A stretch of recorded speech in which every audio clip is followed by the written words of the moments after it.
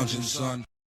Welcome back to another episode of the Comic Lounge Podcast, guys. I am the quick-footed Dillbot, and with me, as always, Ryan on the lag with the record button.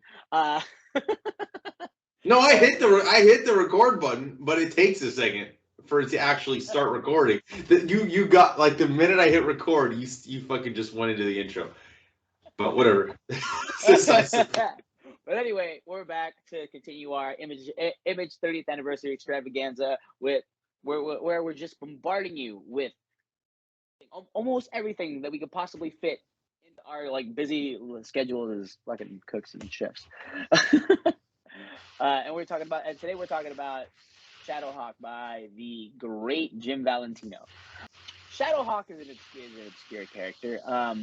I feel like there's a very niche group of fans that, you know, it's one of those you had to be there moments for Shadowhawk, right? There's a lot of great comics that are now obscure. Like, you know, if you talk to the younger crowd, they don't know who the Max is. You know, not a lot of them read Savage Dragon. There's a lot of people that don't know Shadowhawk. And like when you show people a picture of Shadowhawk, there's like, he looks like the prototype for Darkclaw, which is the amalgamation of Batman and Wolverine, which is essentially exactly what he is. But he kind of looks like a character called Darkclaw. Looks like Faust, which is a super like Darkclaw, it's 100% Faust. Like I Faust is another obscure comic that we should talk about. That'd be a good one. Yeah. But back to Shadowhawk. Shadowhawk is a New York vigilante, and being in the Image universe, of course, he's going to run into a couple Image comic heroes. And you know, throughout this, the first 4 issues, there's a constant, mentionings of Youngblood, which we talked about in a previous episode. And Spawn, who is a fan favorite. What I love about Shadowhawk is like he's essentially like Batman in a sense, like he's just like stalking the streets and you know, his own inner monologue where he's just doing everything out for justice. The only difference is like the depiction of what he does. He has no shame in what he does. He breaks backs. He snaps spines. He is a serial spine snapper, and he gives an explanation for that, which is, you know, no matter what the courts do, whether they let him go on a technicality or they put him in prison for life, it doesn't matter because they're going to be in the prison of their own body for life. And I thought that was one of the coolest things about him. I'm like, damn, you're willing to take that extra step. You're not going to kill him. You're going to make sure that they remember that night forever, right? Yeah, I mean, he's basically Batman. Yeah. But doing what Batman should do.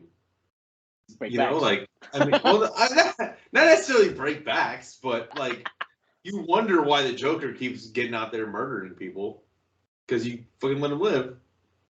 I mean, I think there's an easy solution. If he's gonna keep murdering, you can end that by ending him. You know what I mean? And I think that Valentino has said that's kind of the impetus behind Shadowhawk was like, he always thought he never liked Batman as a character. He just didn't understand him. It didn't make sense to him, which I get. You know, like I just painted the picture, right? Like all these villains that it's like Arkham is a joke. It's a revolving door. Well, there is no revolving door with Shadowhawk because he's going to take you, he's going to fucking grab you, and he's going to fucking crack that back, and you're dead, and never going to see you again. I do love that throughout this four issues, like, you don't even know who he is. You still don't know. At the end of the miniseries, you don't know who he is. Like, there's all these different, like, could it be this person? Could it be this person? Like, they give you characters in here where you're like, it could be him, or it could be him. I think even, and then in the letters pages, like, Valentino is like saying like, oh, this many people think it's this, or this many people call it. A couple people even said it was the girl, and one of the girls that were in there, I can't remember her name. Right. But yeah, I think that all of the Image guys, all of the Image founding fathers, Valentino had been in the industry the longest. You know what I mean? He was the oldest one of the bunch, right? I believe he was 40 or 39 when Image officially launched, and he turned 40 that first year in 92. But, you know, just from his panel structure, his storytelling, his layouts, like I think he's the most refined of the Image founding fathers. It was the most cohesive comic where it felt solid because, like, you know, with a lot of the young guys at the time, their panel structure, albeit great, they're also a little confusing. Like, but this is like, you want to talk about visual storytelling, you want to talk about sequential art. Jim Valentino definitely fucking had that. He hit his mark in every single one of these 4 issues. I love the internal monologues, dude. How he talks kind of like in third person, like the internal monologues are great.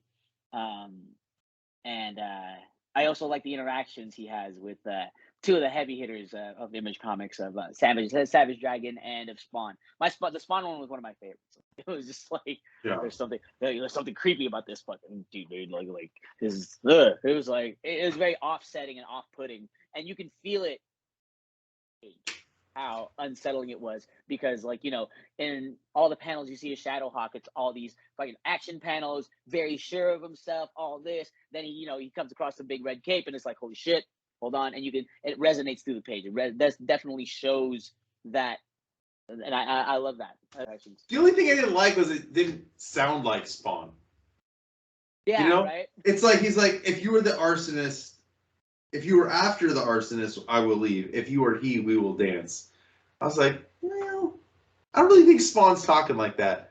But whatever. I mean, I definitely didn't hear the animated series voice. I forget his name. The actor. He's a super famous actor.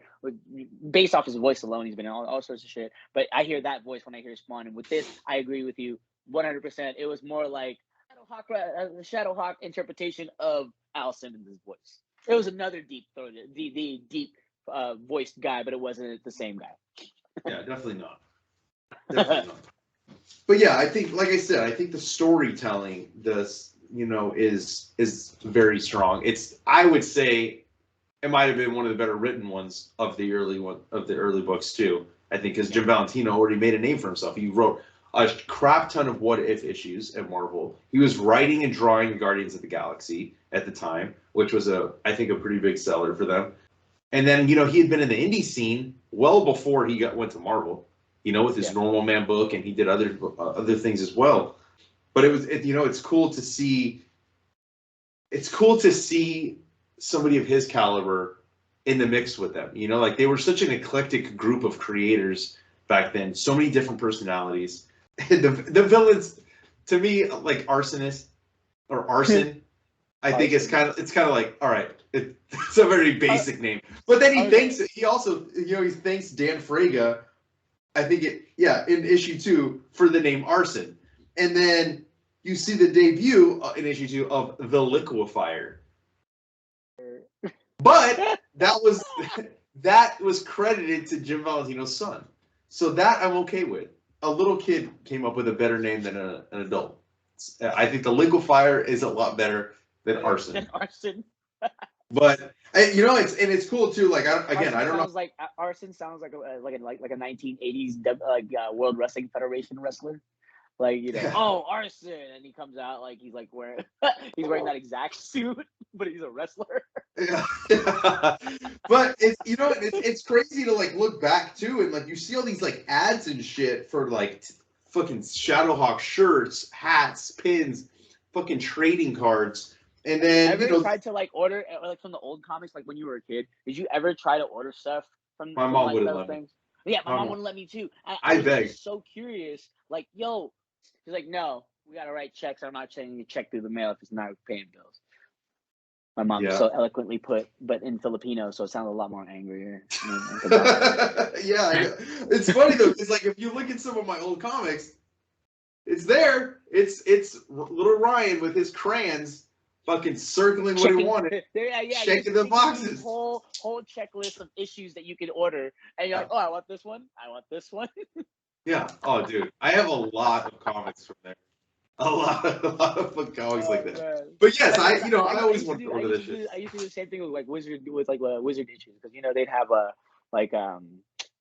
little price guide at the back.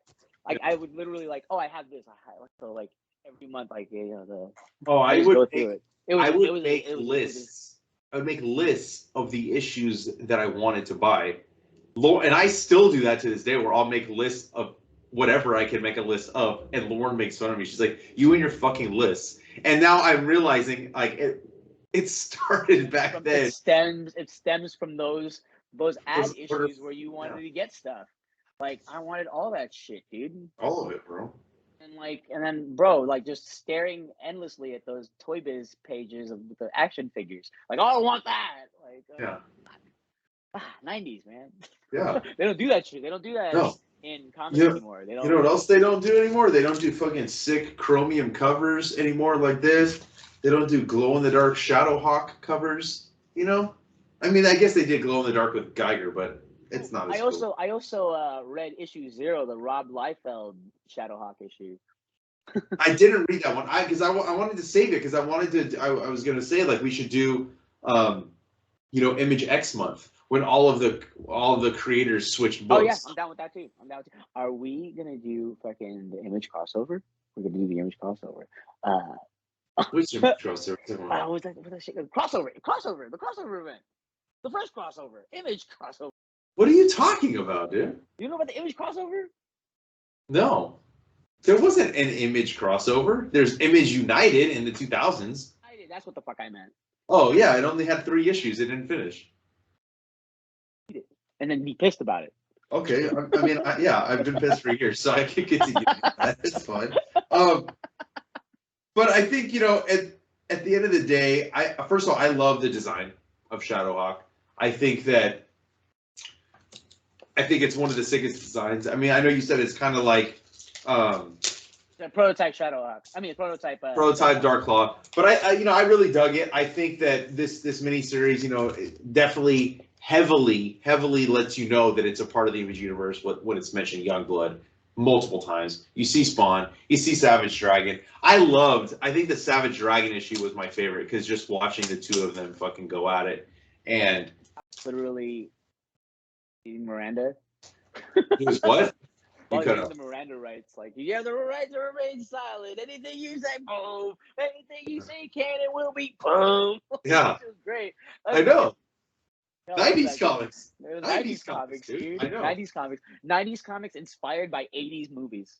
80s action movies. That's It's true. I mean, it was very close to the 80s. So it was, I mean, this is 92. So we're still talking about 80s movies are still like, those action movies are still very prevalent. Yeah. When you and I were kids. Fucking Predator, Commando. Oh. All those are Schwarzenegger war movies. Oh man, you remember Last Action Hero? Watched that just recently. It was on Netflix. I fucking love that movie. I watched it. I was like, this is not as good as I remember. No, it hit all the nostalgia points. It's so long though. It is such a long. It is way too long to be an action comedy. Yeah, 100% agree. Yeah, I mean, now I remembered loving that movie as a kid, and it did not give me the same feeling. Like, I didn't turn it off. Lauren walked out of the room because she had liked it as a kid too, I guess. But she's like, I can't do this. I'm like, I'm already in it, so I'm gonna finish. I'm invested. Yeah, I can't get up. I want to see Tywin Lannister hop through different movies. But yeah, I mean, I think that. But that's what I love about the era, dude, and I love about the fucking comic books from that era is the comics more often than not I go back and read and I still enjoy. Like I just read Shadowhawk. I was looking at my Goodreads when I went to put that I was reading it. It wasn't even a year ago that I read it the last time, And when you told me that you came across that a few issues of it, and you're like, I'm just gonna reread it. Yeah, and then I got also you were. I think that was your first time talking to Jim Valentino. Yeah. Right? Well, it was the first time talking to him, but I did do a written interview with him prior to that. But it was the first time I did a video. So I've talked to him 3 times. 2 were video interviews. But I love the character. Obviously it's tried to make comebacks multiple times throughout the years. There's apparently a Shadowhawk versus Vampire series that I'm intrigued by. Shadowhawk Vampires? Or Vampirella? No, sure, it's not Shadowhawk. It's a Shadowhawk Vampirella crossover. You want to read it even more? Yeah. But yeah, then you have Philip Tan that's going to be drawing a Shadowhawk one-shot that's supposed to come out this summer. I think in August. Tan is going to draw a fucking Shadowhawk? Down. Yeah. That's going to be. You just cut out every time you just responded. You're like, you went like this. That was what it just looked like. You didn't. I didn't get to hear what you said. Coincidentally, I was cursing. So we'll find out. So I will.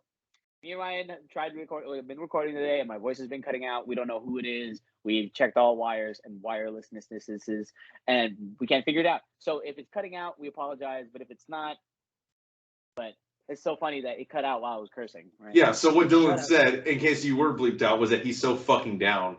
So fucking down. There, you didn't bleep out that time. You didn't bleep out that time. But I wish some of this one is harder to find.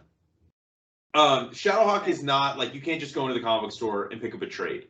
You can't just go, unless you can find back issues somewhere. Or I did, when I was looking because I was looking to fill in some of the holes that I have in my Shadowhawk books, I did see that they did a trade a few years back with the first 3 miniseries, which collects the first, I think 11 issues. Maybe, I think there's 12, including Shadowhawk 0. But I think it's one of my favorites. I remember picking up the issue 1, and then I didn't have all the issues going forward. I did pick up. I think I was missing a couple of them in terms of the first miniseries. But just that first cover, dude, with Valentino and Liefeld inking over his pencils. It's just such a fucking striking cover, and I think that one of the best designs, one of the best superhero designs, I think. And I wish there was more. I don't know. Also, Shadowhawk was also one of the best freaking McFarlane Toys action figures of I think of when it debuted. Because when Shadowhawk came out, that was one of the hardest to find. But I got my hands on one, and it was one of the dopest action figures I've ever had in my life. It was great. It was fucking love Shadowhawk. I mean, I just wish I wish that we got it more. Maybe Jim Valentino just doesn't have the desire to do it anymore. That's why he's not. But come on, dude, pass it off to somebody. Pass it off to us. We'll do a Shadowhawk book. I'll do a Shadowhawk book. The book. Yeah. I'll do a retail. Maybe we should just come up with a pitch, and then we'll talk to Jim Valentino. Maybe if I tag him in this video and he happens to listen this far in, which is not a guarantee by any stretch of the imagination, maybe let's do it if we have a good pitch, Yeah. Hey, look, we have to come up with an elevator pitch, something cool. But anyway. Oh, you know what? We didn't even mention. I can't even believe I completely bypassed this. Is the fact that the main character is HIV positive. That also was something that was unheard of. You know what I mean? He made his main character HIV positive, and it continues to play a factor moving forward in the book. Yeah. Yeah. And I think that was kind of a lot to do with identity, a lot to do with motive, a lot to do with time. Race is also race and time frame.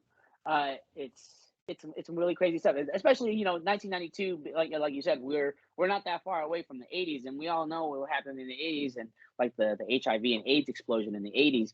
They just literally rocked whole cities. So when a lot of comics started coming out at the time that really didn't touch on these things. There were some prominent ones, but the main character, the main protagonist, that was unheard of. That's I think it's again one of my. I think everybody says Spawn's their favorite from the beginning. I think Savage Dragon still to me is my favorite. I love all of them, but Savage Dragon would be my favorite. Shadowhawk is probably tied with Spawn, but I think that it's such a great book. Hopefully we can see it back in print. Hopefully everybody listening and watching, find a way to pick it up. It's not hard to find.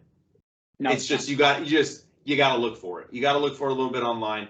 The single issues they're not expensive. They're easy to get. eBay, you could get them on pretty cheap. You can get the whole first story arc on eBay real quick. Yeah.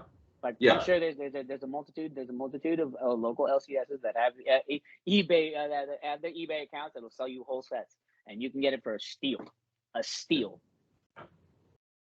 So I mean that's all I have. I mean there's also another video of me talking about this exact same story arc with Mario. It was one of the first issues, or one of the first episodes I did for the short box series where I go through single issues. but I didn't want to like not talk about it with you. You know, we had to talk about it again, and I'll talk about Shadowhawk all the time. So make sure you check out that video. I noticed that like, every time we talk about Image, every time we talk about 90s comics, like somehow, some way, one of us always mentions Shadowhawk. I don't know if you noticed it, but I've noticed it. Yeah, because I love Shadowhawk. I like the fucking book. I don't even think Jim Valentino's necessarily super proud of that work. I feel like that's kind of why maybe it's not kept in print. I don't know. Maybe there's no desire for it with fans, but I love it, and I know I'm not the only fucking one. You know what I mean? Yeah. Obviously, I'm not, because you're sitting right across from me, and you fucking love it too. So everybody listening and watching, make sure you go pick up Shadowhawk. Make sure you check it out, however you can get it. It's easy to find. Like I said, easy to find. It's just not. It's going to take a little bit more work than necessarily going into your shop and asking for it. But it's definitely worth checking out. If you're a fan of 90s comics, if you're a fan of the early Image stuff, go pick it up. And then, go find the other issues. I mean, there's, like I said, multiple volumes. I haven't read them all. Some of the newer ones are harder to find, lower print runs, but this one is easy to find. Pick it up. Also, continue to follow along with us as we go through our Image 30th anniversary stuff. Make sure you follow us on Facebook, Twitter, and Instagram at The Comic Lounge. Like, follow, subscribe. Follow Dylan on Twitter and Instagram. Just say it anymore. You just say it, dude. Dillbot on Instagram. It would probably help if I had the same thing, like for both. But the thing is, apparently there's another Dillbot somewhere. He's a fucking fake. I don't know him. Dope Dillbot. I've had this nickname since like 2001. So fuck that other guy. But follow along with us. And on that note, we're out. Later, buds.